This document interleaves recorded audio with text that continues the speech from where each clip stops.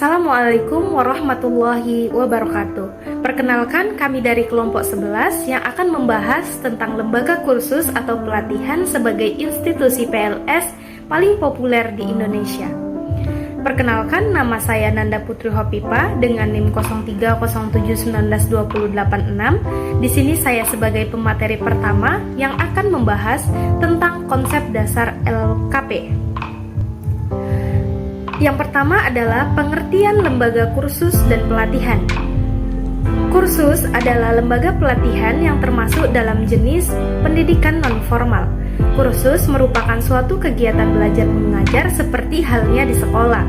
Yang membedakannya adalah biasanya kursus diselenggarakan dalam waktu pendek dan hanya untuk mempelajari satu keterampilan tertentu.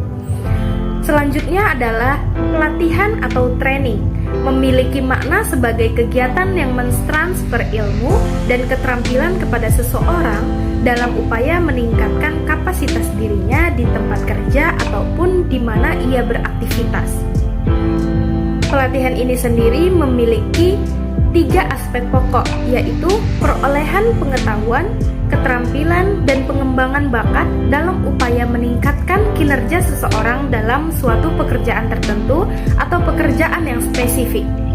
Perolehan pengetahuan dan keterampilan diperoleh melalui suatu upaya sengaja yang terorganisir, sistematis dalam waktu yang relatif singkat, dan dalam penyampaiannya menekankan pada praktek daripada teori.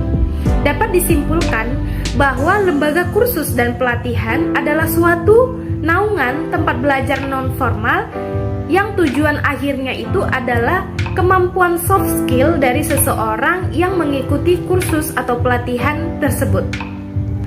Sebagai contohnya, salah satu kursus atau pelatihan yang banyak peminatnya adalah kursus bahasa. Dan selama pandemi, minat untuk belajar bahasa asing semakin meningkat. Mengutip dari siaran First Duolingo, beberapa bahasa asing populer yang paling banyak dipelajari orang Indonesia adalah diantaranya bahasa Inggris, bahasa Spanyol, bahasa Jepang, dan yang paling diminati adalah bahasa Inggris dan bahasa Korea. Nah, kursus bahasa Inggris sendiri banyak diketahui oleh orang adalah dengan belajar di kampung Inggris, yaitu tempatnya di Pare. Tetapi dengan kecanggihan teknologi informasi sekarang, mengikuti kursus bahasa Inggris ini tidak perlu melakukan atau terbang jauh-jauh ke Pare, bisa dilakukan secara online di rumah dengan dibimbing oleh guru pembimbing yang langsung dari kampung Inggris. Nah, selanjutnya adalah kursus bahasa Korea. Banyak orang Indonesia yang kagum pada Korea, terutama pada kaum muda, yaitu remaja-remaja yang menyukai drama ataupun boybandnya. Nah, dari kegemarannya tersebut, mereka ingin mengaplikasikannya atau belajar menggunakan bahasa Korea. Cara mengikuti les bahasa Korea ini juga dapat dilakukan secara online dengan menggunakan internet atau lagi menonton drama, mereka bisa sambil belajar. Adapun manfaat mengikuti bahasa asing, yang pertama adalah untuk menambah pengetahuan, yang kedua memudahkan komunikasi dengan orang lain, yang ketiga memiliki kesempatan kerja ataupun belajar di negara orang lain, yang keempat berkesempatan berkarir di negara orang lain, yang kelima berkomunikasi di luar negeri semakin lancar, yang keenam kemudahan memanfaatkan teknologi. Nah, yang terakhir adalah meningkatkan kepercayaan diri seseorang karena dia bisa menggunakan bahasa asing. Assalamualaikum warahmatullahi wabarakatuh. Nama saya Koko Sabila, NIM 0307192027. Di sini saya akan melanjutkan materi yang selanjutnya, yaitu B. Peran lembaga kursus dan pelatihan. Lembaga kursus dan lembaga pelatihan merupakan dua satuan pendidikan non-formal seperti yang tertera dalam pasal 26 ayat 4 Undang-Undang Nomor 20 Tahun 2003 tentang Sistem Pendidikan Nasional. Secara umum, dalam pasal 26 ayat 5 dijelaskan bahwa kursus dan pelatihan diselenggarakan bagi masyarakat yang memerlukan bekal pengetahuan, keterampilan, kecakapan, hidup, dan sikap untuk mengembangkan diri. mengembangkan profesi, bekerja, usaha mandiri, atau melanjutkan pendidikan ke jenjang yang lebih tinggi.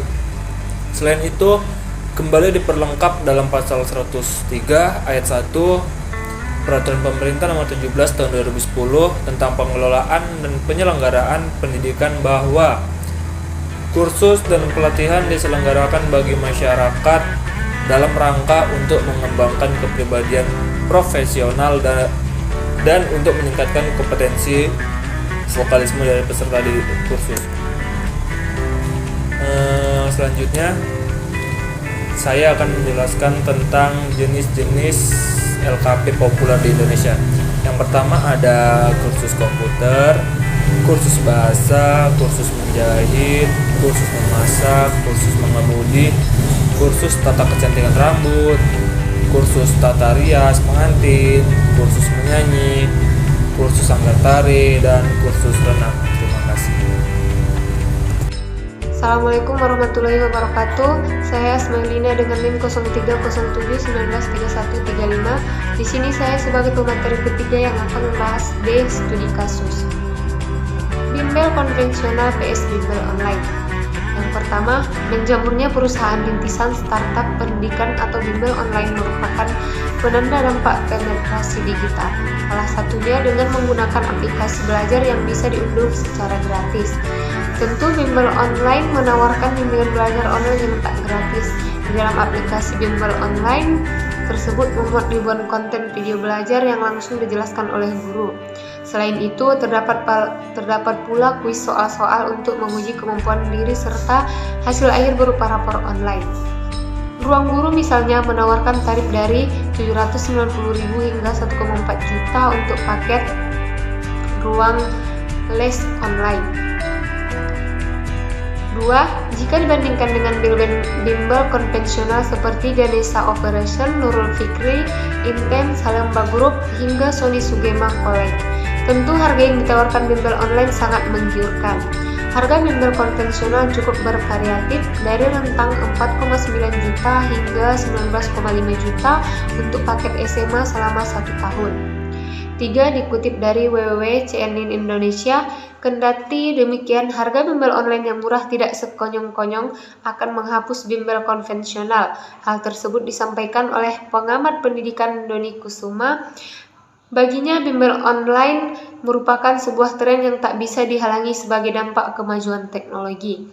Yang keempat, dampak penulis simpulkan bahwa harga bimbel online yang ditawarkan lebih menarik minat para penggunanya dibandingkan dengan bimbel konvensional yang mana pada hal ini peluang bimbel atau kursus belajar. Sekian dari saya. Assalamualaikum warahmatullahi wabarakatuh.